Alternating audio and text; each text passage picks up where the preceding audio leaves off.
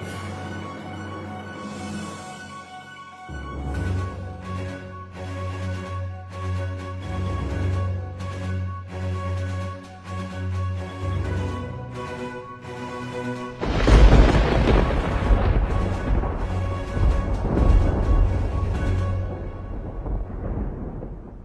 know, of course, the native people had to deal with them, but no accounts of what they did during a hurricane.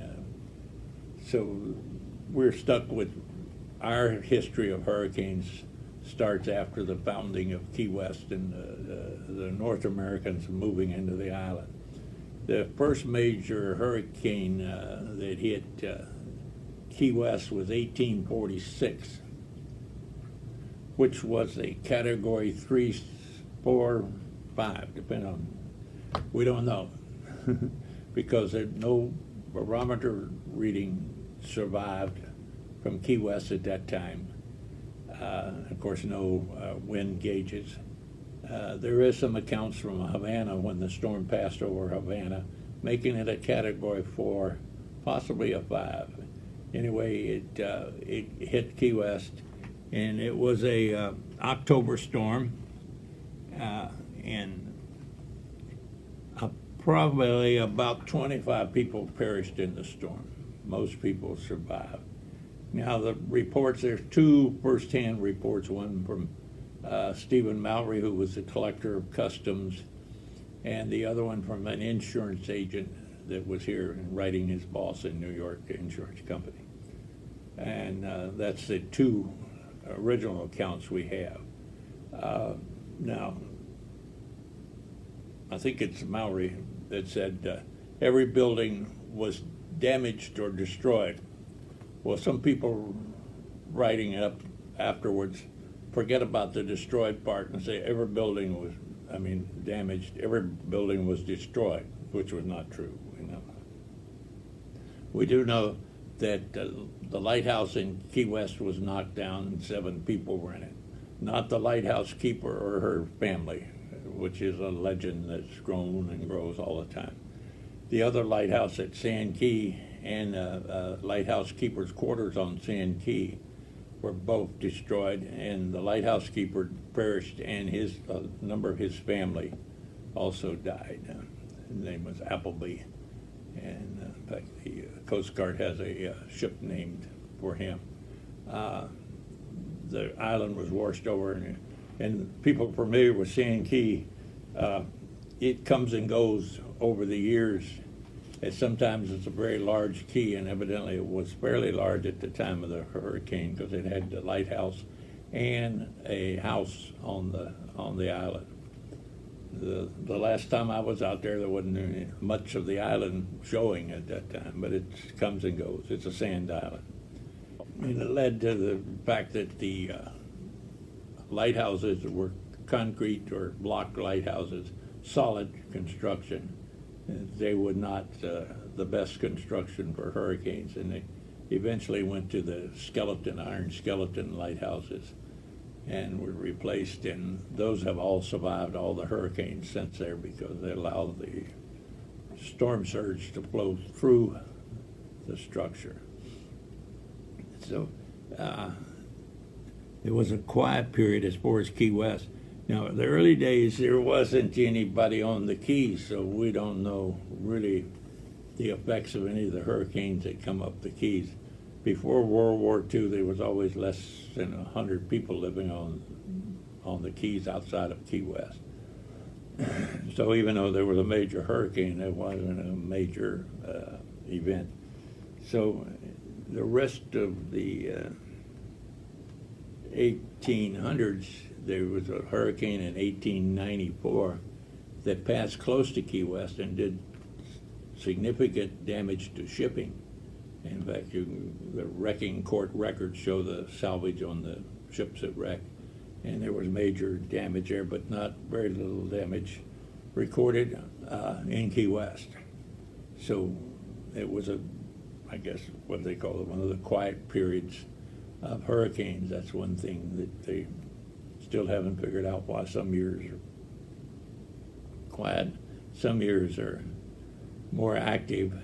And of course, in the old days, before the day of satellite, we didn't know about any other hurricanes that may have been out there in the ocean and never struck land. So our hurricane history is based basically in the last 100 years. We don't know what happened before the era of satellites and worldwide communications, the telegraph and so forth, when we could find out. So Key West had a long stretch. And of course, what happens after a long stretch without a hurricane, you get a lot of trees built up, a lot of foliage, you get a lot of buildings built. And of course, in those days, the building construction was not controlled and didn't have the information on how to build buildings that would withstand hurricanes that we do today with the construction methods. So the first modern one was 1906, and that hit the Keys, not Key West. And it caused, because the railroad had started building, and there was a lot of people on the Keys working on the railroad at that period. One of the groups of workers, they lived on houseboats, basically. They called them quarter boats in the railroad terminology. And one of those boats were moored and the people were on board, and it broke loose and swept to sea and broke apart. And the numbers vary. They say that storm, about 164 people died. But the amazing thing was, it seems the houseboat went to sea and broke up, but almost immediately it cleared after the storm. The storm was moving fast enough, and a number of people were picked up by passing ships and eventually returned, and some probably never returned because these were transit workers, a lot of them, and when the ship picked you up, they took you to wherever they were going. They didn't stop and give you to the Coast Guard or anything. So there was a number of people we know that are Key Westers. They ended up coming back home eventually from a lot of them from the Northeast ports, New York, Boston, Baltimore, and came back home after the storm. Family thought they had been lost, and then they would show up. And one of them is our late political leader, Wilhelmina Harvey. Her father was on one of the boats, and it broke up, and he was picked up by a passing ship and returned. And of course, we wouldn't have had a Wilhelmina because she was not born to 1912. So 1906 he returned, and in fact he named his son after the ship and the captain of the ship, his next born. The next one, a major storm that comes along, was Category 3 storm in 1909, hit Key West. And of course now this is the next major storm after 1846. So we'd gone 50 years, and in that storm, a lot of big, major buildings were blown down, churches, cigar factories, and stuff like that. And a lot of it was probably bad construction techniques, particularly the big buildings. Houses in the smaller buildings seemed to survive much better. Anyway, that was a Category 3. There was about 15 deaths registered in Key West. One of the things significant on that, it was the first storm damage that got a lot of photography. Photographer was Harrison, who was a local photographer, and he took a lot of photos of it, and he had taken a number of photos of buildings for various reasons before the storm. So we have, in his collection, photos would have before and after the storm. Most of his collections on our website, the Key West flicker site. The unusual occurrences the next year, in 1910, October 1910, we had another storm, one year following the other, which was another Category 3 storm, and about 30 deaths registered. The unusual part of that one, of course, most of the buildings had survived, so not that much building damage, because they'd survived 9, and so we come along at 10, you don't see too much damage. What it did do, though, that storm passed Key West and was going west. It was an October storm going west, and of course the people in those days, no Weather Channel and stuff, but everybody had their own barometer and following the wind and so forth.